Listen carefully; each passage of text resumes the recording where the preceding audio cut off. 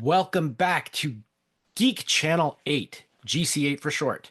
I'm Eric, And I'm Will. and we got first of two episodes for you today on the two seasons of Primal.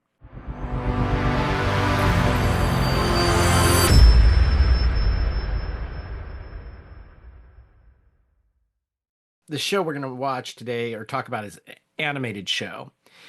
It is a continuing story for the first couple of seasons. Looks like it's going to turn into an anthology series in the future. So that is why I wanted to talk about something I had been meaning to talk about for three shows now. Another anthology animated series that we have mentioned in passing a couple of times, which is Love, Death, and Robots. Oh, nice. Yeah. In fact, Love, Death, and Robots and Primal had similar inspirations, but we'll get to that in a little bit. So the reason I wanted to bring it up is because I had this experience that is rare, but it's super cool when it happens. I was looking for something to read the other day. I'd finished whatever novel I had been reading, and I wanted to pick up a short story just to read before I started another novel. So I went to my bookshelf and I took the Essential Ellison off, which is Harlan Ellison's complete collected short stories, or at least the essential ones. It's like about 4 inches, 5 inches thick. All right. I picked this thing up. And so the next one I read was called Life Hutch. And I read all of the story of Life Hutch. Life Hutch is the story of a fighter pilot in space who crash lands on a moon and seeks refuge in a pre-built life hutch. However, the robot aboard the life hutch is malfunctioning and attacks whatever it moves. The next day, the very next day, I'm sitting down in front of the TV. What am I going to watch? Love, Death, and Robots. Like, much like I do with short stories with Love, Death, and Robots, I got to watch all the episodes in order, which is weird because Netflix has them in reverse order. So you got to go all the way to the end and then like watch them. And then when it gets to the end, instead of say next episode, you have to back out and go to the previous episode.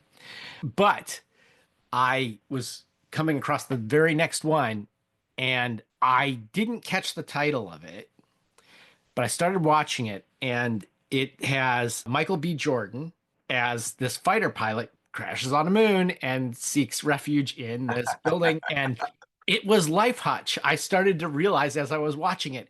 And keep in mind, the short story was written decades ago. Hmm. This Love, Death, and Robots episode was at least 4 years ago that it came out, possibly more. And I just so happened to read the story and see the episode back to back, the one day and the next day. That's some spooky action from a distance, yo. I love it. Yeah. So I thought that was great. And by the way, it's a really good episode. I'm sure you've seen it because you've seen all the Love, Death I Robots, sure haven't you? haven't. That's one of those things we've jumped around on that. I need to make sure I do see that.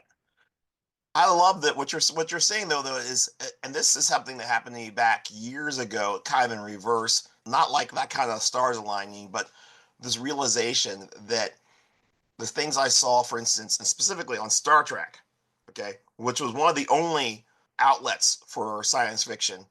So they got all the best writers who are writing all kinds of stuff, and they wedged all these stories into Star Trek, even though and I didn't understand until later when I was reading old Asimovs and Analog and science fiction magazines, little ones where you could read an entire novel in the serialized form, but like they had great short stories in there, and those stories would end up turned into an episode of Star Trek, and it was like, wait a second. And that is, in my opinion, also where Star Trek went wrong because when they revived it, they're like, okay, people like this show. It's about the Federation and their battle with the Klingons, but now we're going to make the Klingons their friends. So we need to have them against the Kardashians, Kim Kardashian. I don't know. And then we need a new enemy every season. So it'll be the Borg, and like half the episodes are about that. And it's like, I think they forgot that Star Trek was just like any good sci-fi story, turn it into a Trek episode, you Yeah, know?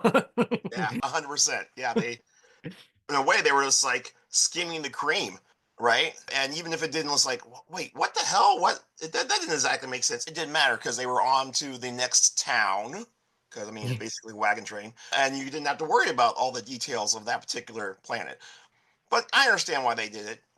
Sometimes we miss out on some of the essentials. Like I know lots of people who are younger than me, just by 10 years, who love the prequel Star Wars stuff, and I freaking hate it so much. I just can't. I mean, there might be some good stuff in there, but there's too. It's if there's too much crap. Well, I've told you before, my one of my, and I'm now like giving this away for free on the internet because anyone's going to hear this, but it's a fan project anyway, not something that's could really be monetized. I think that there is enough good stuff in the prequels to make one movie. And Uh, you cut out all the garbage. You cut out the Jar Jar Binks and the slaver, whatever his name is, all the racial stereotypes. You cut out all the really bad CGI spacecraft, and you cut out all that, and you keep the lightsaber battles and you keep the good stuff. right. You can make one good movie out of it, I think. I think that's. I mean, honestly, I feel like that there's a lot of future in that. We will see a lot of movies where people are like, "Yeah, you know what? This is my take. This is my cut," and that will probably be an entire art form in itself. To the extent it already isn't. There's plenty of people doing that, but yeah, I think that'll be a thing. Yeah, this is like my retirement project when I have time because it's going to be like a multi-year project. It's probably going to take as long as it took to make a Star Wars film, probably take about 3 years, but it totally be worth it because then I could sit down and watch the prequel that I made, then the original trilogy, and then maybe stop. See, people sometimes say, "Oh man, if you were an immortal, you just get bored. You wouldn't have anything to do." It's like, I don't know, man. There's always stuff to do. There's like, I'll make something up. Let's get into the episode here today.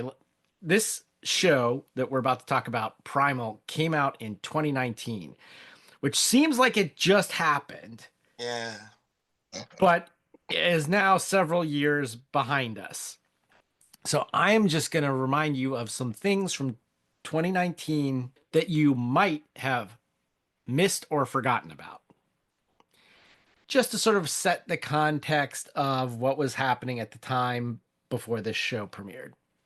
So in January 10th of 2019, researchers published a paper describing a new giant late Cretaceous crocodile species, Mahajangasuchus insignis, from Madagascar, offering insight into apex predators of the dinosaur era. February 12th saw the publication of new evidence in Nature showing early humans controlled fire more extensively and regularly than previously thought, which is a critical survival skill. Nice. March 7th of 2019, scientists announced the discovery of 40,000-year-old cave art on the Indonesian island of Sulawesi, including hand stencils and animal figures demonstrating early human symbolic creativity. April 1st, 2019, brought the publication of a study reconstructing the bright colors of dinosaur feathers, revealing yellows, reds, and iridescent hues far from dull prehistoric beasts. May 10th, scientists announced the discovery of a new hominin species, Homo luzonensis, in Calao Cave in the Philippines, highlighting human diversity during the late Pleistocene. June 19th, Disney's live action slash CGI remake that I haven't seen of The Lion King premiered in the US, which supposedly had stunningly realistic animal animation and narratives involving survival predator prey dynamics. July 2nd, Publication of new research tracing the evolutionary ancestry of great white sharks, emphasizing their lineage and adaptations as ocean apex predators. August 14th, archaeologists announced finding a 9,000-year-old burial site in Jordan, indicative of complex social and ritual behavior far earlier than expected. September 10th, a new study using animated computer simulations, so computer animation, to explore how large theropod dinosaurs ran and hunted, shedding light on their survival strategies. That one's animation and dinosaurs, see? October 8th, 2019, Genndy Tartakovsky's Primal premieres. We'll get into a little more about how this series came about next episode, but I want to just jump right in and start discussing the show. Let's start with episode 1. Oh yeah. What happens in this first episode? Okay, so setting the scene. Oh, just a little bit of visuals. The animation is gonna, if you've seen Samurai Jack, which is another one of his shows, it's gonna remind you of that a little bit. Anyway, basically in this episode, we meet our first protagonist. We watch him hunt, but he loses his entire family to a giant dinosaur. Okay. Just in the regular parlance, it's a T-Rex. It has great colorful markings, and it kills them and eats them with relish. Not the condiment, but like you see it having almost intelligence in how it does it, and sort of like, yeah, that was delicious. And he tries to fight it, he fails, and he's left a lone survivor to the point, and you see how devastated he is, and you get to see him think about just taking his own life, right? He climbs to a tall space and thinks about jumping, but he doesn't. And as he's seemingly wandering aimlessly, he comes across a T-Rex, and he thinks it's the same one, right? Yep. Yeah. And he's going to kill this thing. But not only is this not the same one, he realizes this is a mother who is defending her children. And we see, I feel like the first thing is, this is the thing about this character. This is a caveman. This is a quintessential caveman, just brutish looking caveman. And he is, I'm not going to kill these babies. I'm not going to kill this mother. And in fact, when the other T-Rex shows up, immediately in the middle of this interaction and he attacks that T-Rex. Point of clarification here. Yes. The dinosaur that kills and eats the caveman's family and attacks the Tyrannosaurus, this greenish blue Tyrannosaurus, is actually a Giganotosaurus Ah, and not a T-Rex. So not T-Rex. it's a very, very big ceratosaur. Okay. Yeah. So they are immediately bonded together. He without hesitation turns to defend them and seemingly succeeds, but they're overwhelmed. There's too many of them. He does get vengeance, but he's not able to save these babies. And they're left two living beings alive, but everything important to them has been torn away from them. And for him, it's like twice. If you, I mean, it's funny. It gives you this like, oh, I'm a human. I bond with everything, and he does, right? he's like, he sees these baby dinosaurs, and it's like he sees his own children in them. Yeah. It's a lot in one episode. Yeah. Yeah. Yeah.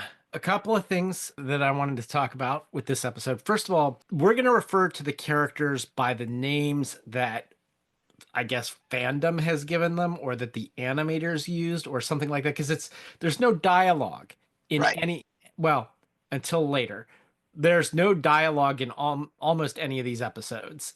So you don't know what their names are, but they have come to be known as Spear, the caveman, and Fang, this mother T-Rex.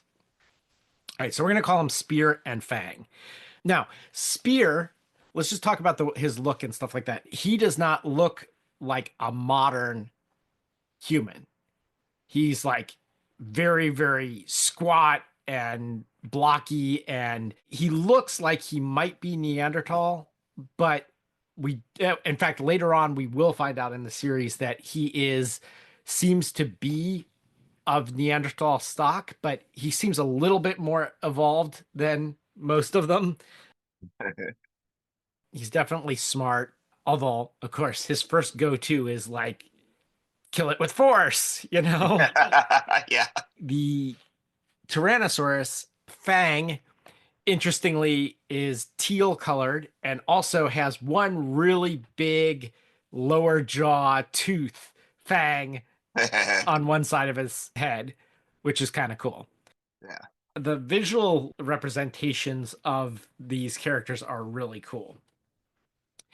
Way more blood than I expected. This was the first Cartoon Network show ever to get a TV 14/TV mature rating. So they don't hold back on the blood in this thing. They really don't. And actually, I don't want to get too deep into this right now, but everything about this reminds me of when I was a young man and I wanted to read all of the heavy metal magazines that were kept behind the counter, right? Yep. And they were in wraps. And when I finally got to read there's backstories. There's just like single issue episodes of caveman survival and stuff like that. It's like that visually stunning, really well done, but also this show has a heart that is. Whew, we'll get in more into that, but man, yeah. I think we may have the Dino Battle of the Week right from the beginning. Dino Battle of the Week. This episode, the fight between Spear and Fang and the Giganosaurus, Yeah. that fight is super memorable. I particularly like after it's like killed one of the baby T-Rexes and like Spear just goes berserk and is like "Rah!" and goes charging at it with the spear, and then the dino Fang goes "Rah!" and goes charging at it. Like, I wish Jack Kirby was alive to see this. Yeah. That was that moment where it's like there's just that like one beat between the two of them going berserk. Yeah. You remember the part I'm talking Oh, about? hell yeah. No, that was amazing. And it's like the beats are really good. Get deep into his emotional pain. You get to know so much about this character from the beginning. You don't even realize that they planted the seed of what is this guy really about. I mean, really excellent. This is a show that gives you episodic action, Yeah, but also lots of relationships and story building. It's pretty freaking, I don't know, man. we got a lot to talk about. That's just the first episode. Right? In the second episode, while hunting, Fang keeps stealing any food she and Spear come across. So he'll like be hunting a boar, and then at the last minute, Fang will rush in and eat it. Right. Even the fruit trees, and he's finally reduced to eating a bug. He's starving. Yeah. It's like their relationship's not formed yet, right? Eventually, he just has had enough, and he like turns on Fang and attacks Fang, and Fang bites his spear in half. And that would be the end of their friendship. I think they probably would have like killed each other. But just as this is about to happen, a bunch of snakes show up, and there's like a flood that's pushing all the snakes toward them. And then there's this giant snake, and it attacks them. Fang kills it, but they are overcome by the water, and Fang gets bitten a bunch by snakes, which is important for later on in the story. They go down a river and basically go over a waterfall. Spear hits his head, falls unconscious, but Fang drags him out of the water. Yeah. And it looks like at that point they're pretty much solidified as a team. Yeah, this is like in some buddy film where they're not getting along, and then they are forced to again. Outside force just welds them together, and you get to see. Yeah, no, it's not a one way. Like, what am I doing all the honey, and you're eating everything? I'm doing no. It's back and forth. Them taking care of each other. I feel like a lot of this was amazing, where the snakes were everywhere. I mean, they were doing underwater a whole bunch of this, and that's not that easy to do necessarily. Oh, the other thing I liked is that you just highlighted how durable these two are. They're like both of them are like made out of like stern stuff. They're going over the waterfall. But they're they're surviving this entire series. Just to jump a little bit out, but I'm gonna say it's like, man, this is an amazing comic book. This is like the best comic book I've read in years. I remember when we were doing a previous episode in our dinosaur series, and we were talking about the genre of the caveman and dinosaurs, at Yeah, yeah, in the same existing. And I had mentioned possibly Kazar and the Savage Land becoming a movie, and they're like, you were like, this is a genre. Someone needs to redo it. It needs to come back. Well, they did. This is it. they so dead. Oh my gosh, So, like, even while you were saying that, this man, we can existed. manifest other things into existence. Ah, no. I love the colors on this too.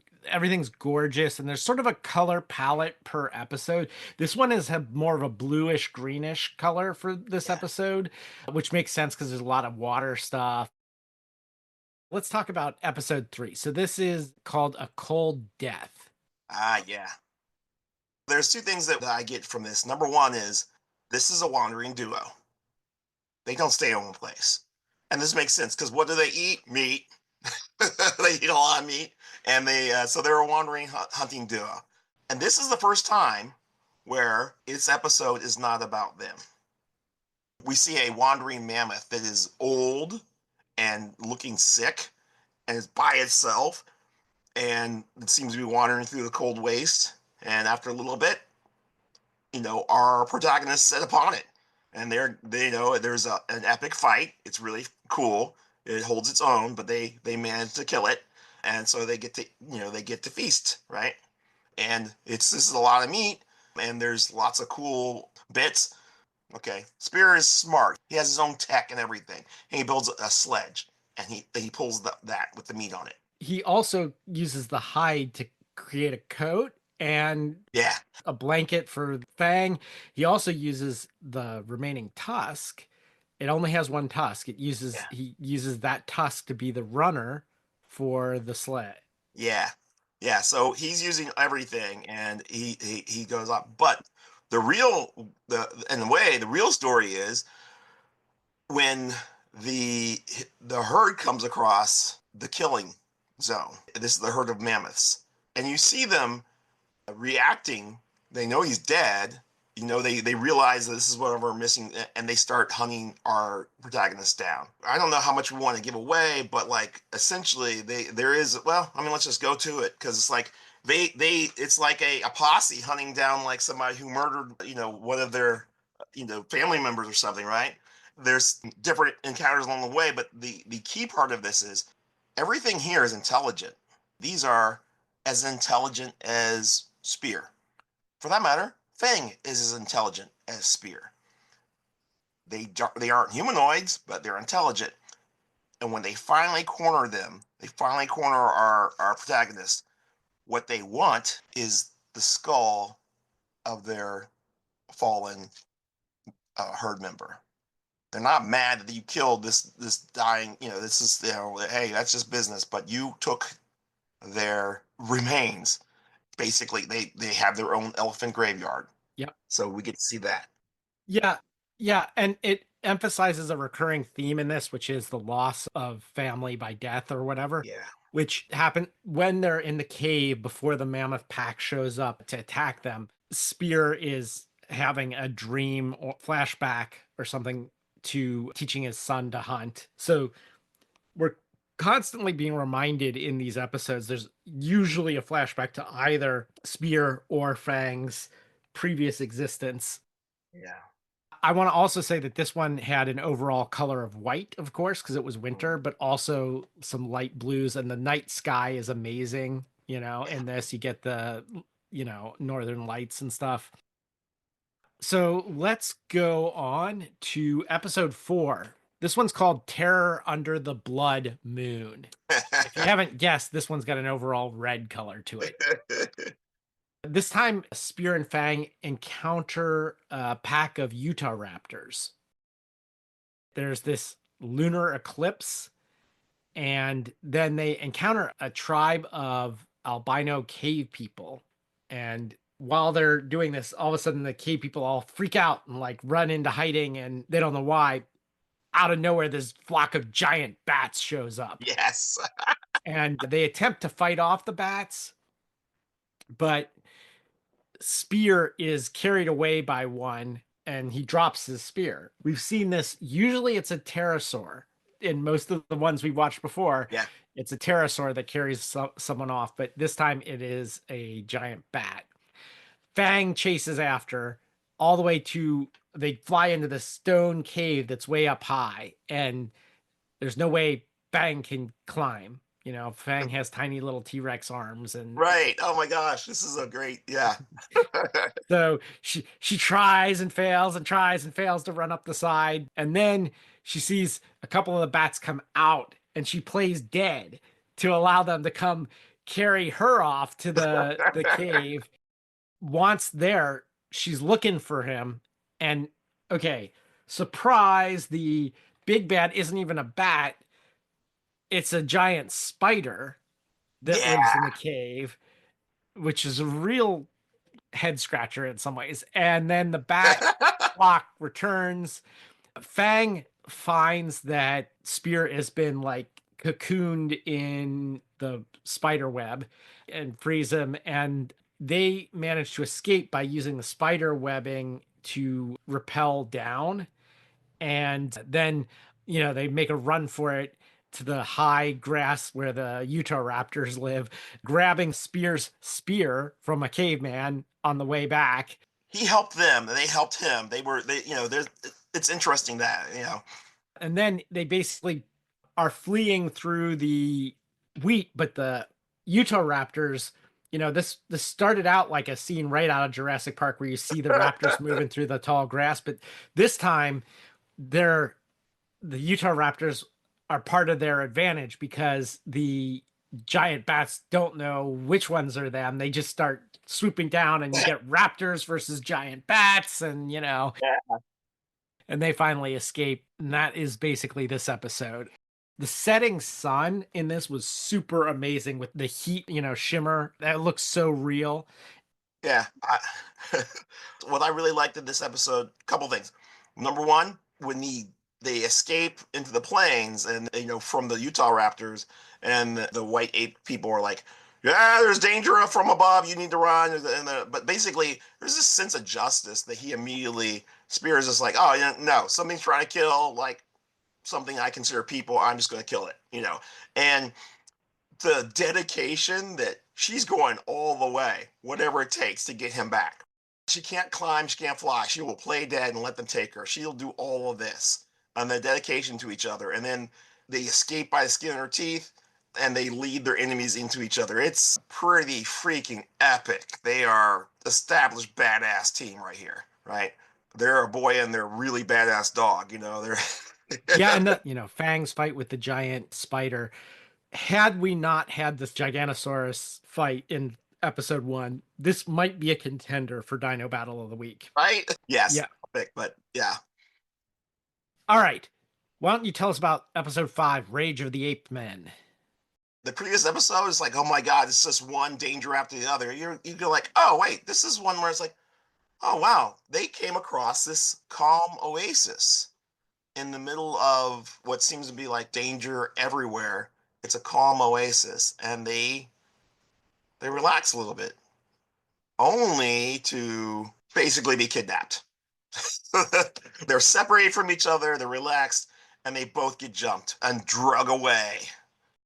And where are they drug away to? Into this nightmarish scenario where it's a whole bunch of tribe of 8 men of different sizes and shapes, and they are before anything even happens between them and the 8 men, because they're all tied up, they're all in cage. Our heroes are in cages. The 8 men have this entire tournament amongst themselves where they are beating the crap out of each other and just murderizing each other, basically to find the strongest amongst them. Who then the strongest amongst them basically takes freaking magical steroid shit. Well, no, there's a shaman Oh, that's right. That's right. who has a bowl of this stuff, and Yes. he like pours out one drop One drop. or That's whatever right. that like goes down this long channel down to the mouth of the winner, who like gets it on his tongue and then hulks out. He's monsters out. He's already giant and incredibly strong. And he just hooks out from there. Then they screw up because they make the mistake of, we're going to attack the dinosaur. We're going to basically it's like this sacrifice by combat, right? Yeah. Yeah. Yeah, no, don't do that. So we've established, don't fuck with the boy's dinosaur. That's his girl. Don't mess with my No, it's hardly else. This is a boy and his dog. right.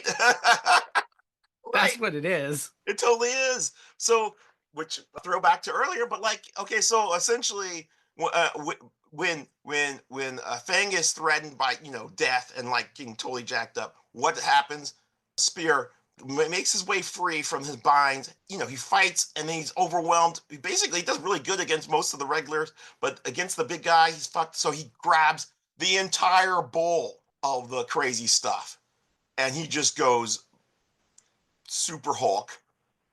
Just, I mean, and at this point, man, this show is way over the top. It's like there's blood everywhere. It's like they're just squishing things. They're just like, and wave after wave of 8 men. He's just crushing things. He's fighting everything. If you can't stand blood, don't watch this one, because this is a massacre, man. Massive. And he just goes to town on every last bit of them, right? He just murders everything. But is it enough? Because what happens at the end of the episode? He's killed everything, but Fang was just completely destroyed by the super ape. It looks like Fang might be dead. might be dead. Yeah, it was great. It was a great cliffhanger. We were like, what? Yeah. I don't have much to say about this one, except it is utter carnage. I mean, the episode opened in the like spearfishing in this perfect grotto with butterflies and a waterfall. The only hint of anything that was like scary was like there was a worm, I think, that like when Fang sees it, Fang freaks out because Fang has flashbacks to the snakes Thanks. that bit her in an earlier episode. But yeah, but that's it. Otherwise it was super peaceful, so you're thinking, okay, this is gonna be whatever. And then they like kidnap Fang while Spear is like swimming underwater. He comes up and Fang is gone, Yeah. and looks everywhere, and then like follows them. And yeah, so all right, that was that episode. So we open up episode 6, Scent of Prey, with Spear is like traumatized because he thinks Fang's dead, and then we find out that Fang is still alive, just barely alive, too weak to move, but dying. There are vultures all around because of all the dead 8 men he killed. So he's like, okay, I got to get her out of here. So he Here.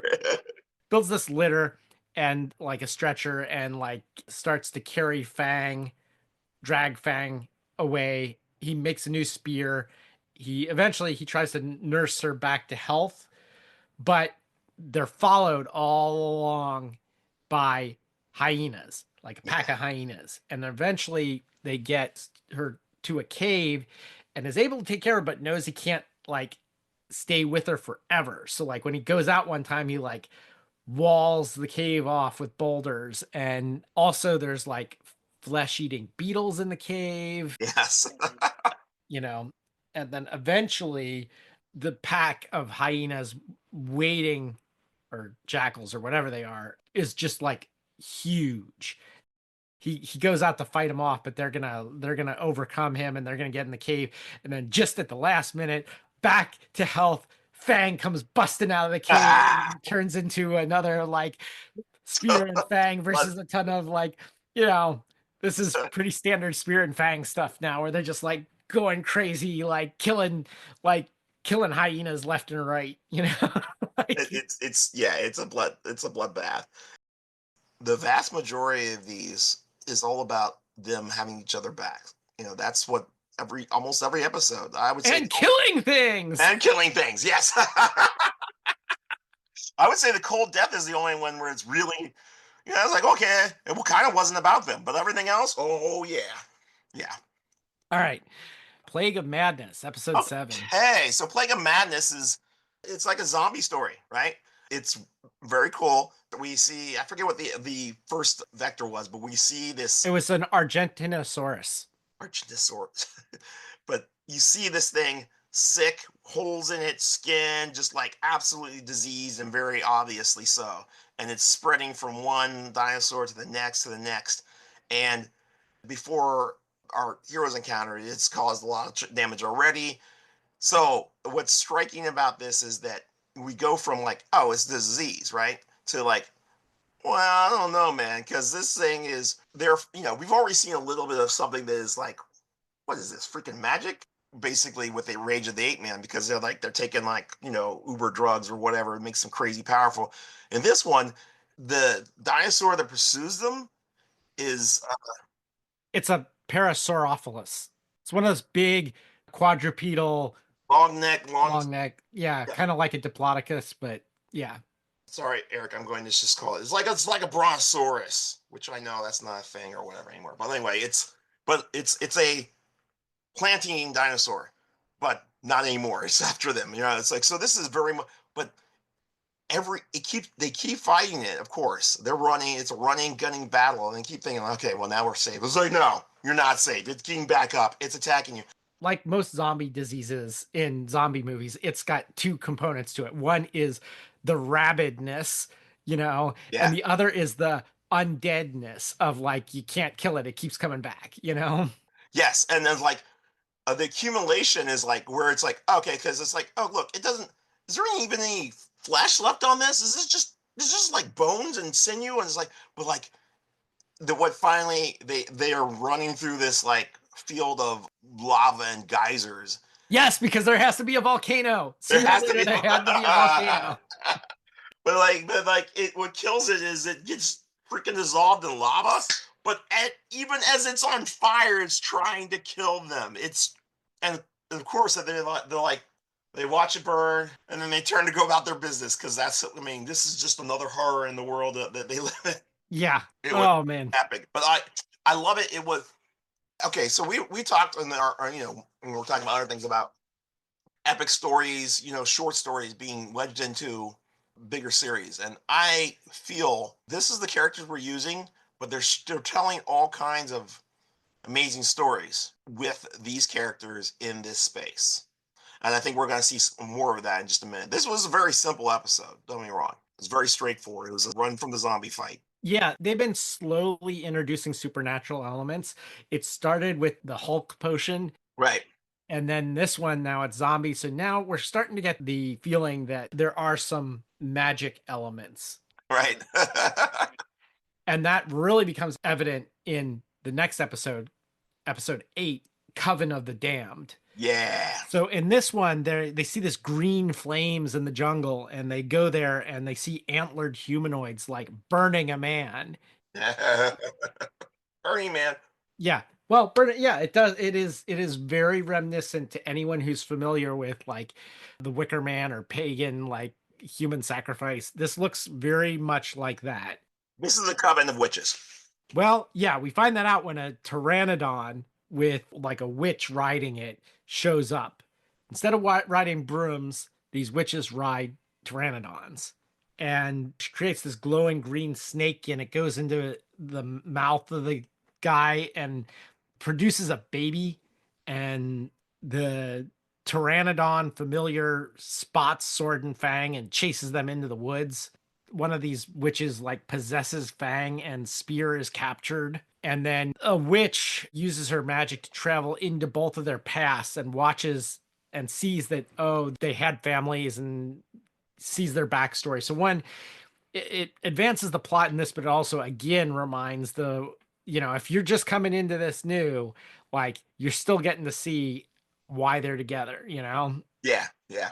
Now the witch lost a daughter, so she has some sympathy for Spear and Fang and saves them from the others by sacrificing herself to help them escape. She dies, but they briefly mourn her loss before they go off into the jungle. And then we also see in the afterlife, she's reunited with her daughter or Oh, whatever. and I think I do. I'm not sure we mentioned this, but like this is how they make their children. They suck the life essence out of a man and use that to make a child. So which Yes. is freaking awesome. So there's so much there where it's like, oh wait, we're doing this so we can have our children, but she has vast powers where she can, she gets to experience, and we get all the flashbacks from, his experiences, his family, and her experiences, Fang's family, and all that stuff.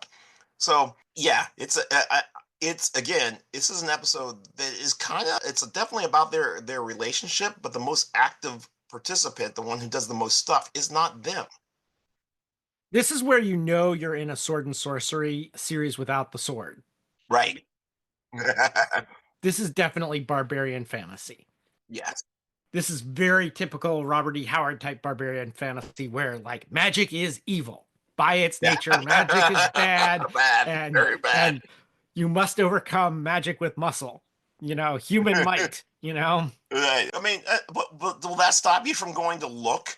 No, you're gonna go investigate the thing, even though you probably shouldn't. Which is, I was like, you guys should leave that alone. Go the other way. But no. Well, I mean, there was a little bit of we got to save that dude, Yeah, but there was a little bit of that.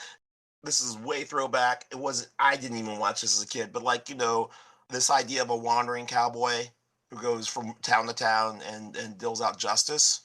yeah, the Clint Eastwood thing. Yeah. Yeah, this is a Paladin. I think it was the show that really showed that. But it's like, yes. Even in Conan, he's mostly like chaotic neutral or whatever. He's like mostly interested in protecting himself. And he's a bandit and a reaver and a pirate and all these other things. But also, when it comes down to humanity versus the supernatural, he'll like be like, "Oh no, that has to stop over there." It's like I don't care about like I don't care if the person that is being sacrificed is an evil human. They're still a human, right? Right, right. Like I'm gonna stop the monster first. That takes us up to episode 9, Night of the Feeder. Yeah, it was a hard one because it was mostly not visible. This is a story of a unseen killer. It starts out, they hear these noises in the night and they come across carnage that really disturbs Fang. Like Fang is really disturbed by it. The next night, it decimates a herd of Triceratops, and Spear wants to go after it, but Fang stops him. And then the next day, they see vultures swarming in the distance. Then they're caught in a windstorm, and the next night, they hear it coming and they flee. And then they get stuck in this fog and they make a stand in the fog.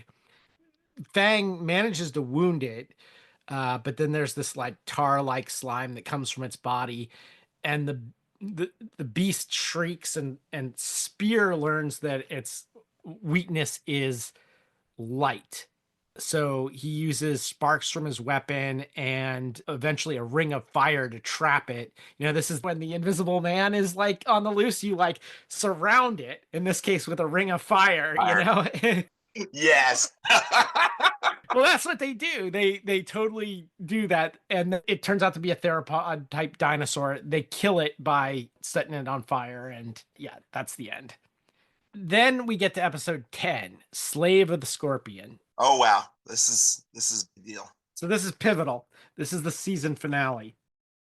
Spear and Fang are spearfishing, and they encounter what is obviously an escaped slave. She's got a brand on the back of her head, and wooden collar thing around her neck, and they basically save her from a dinosaur. Spear fights it off, and they take her. The spear creates a fire. She spends the night there. She prays to the moon. When she realizes that they don't mean her any harm, the next night she helps cook a stew. They like basically free her from the Collar, yeah. the collar and the cuffs and stuff. She fashions a bow and arrow and actually kills Dinner the next night. So she's pretty good archer. Eventually, they go to this mountain cave, and Fang doesn't want to go there, but she lures Fang with big bugs that Fang likes to eat.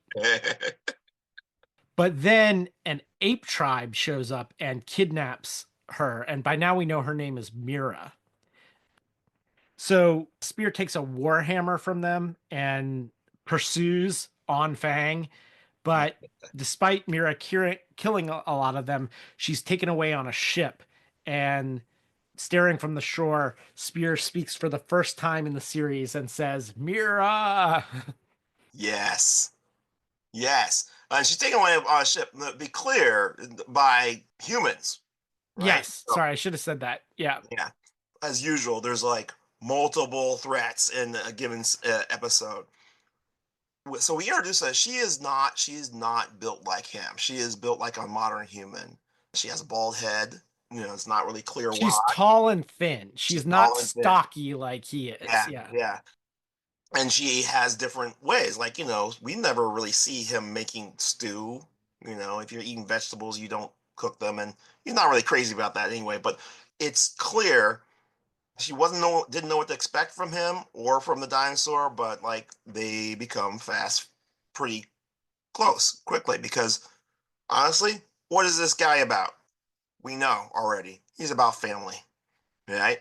And yeah, like you said, first time he says anything, any word. I love it. Yeah. Okay, I think it's time we wrap this up. We will be back next time with more on Primal. Season 2 of Primal coming up. We'll also get into a little background on how this series came about. Until next time, this is Eric. And this is Will. Signing off.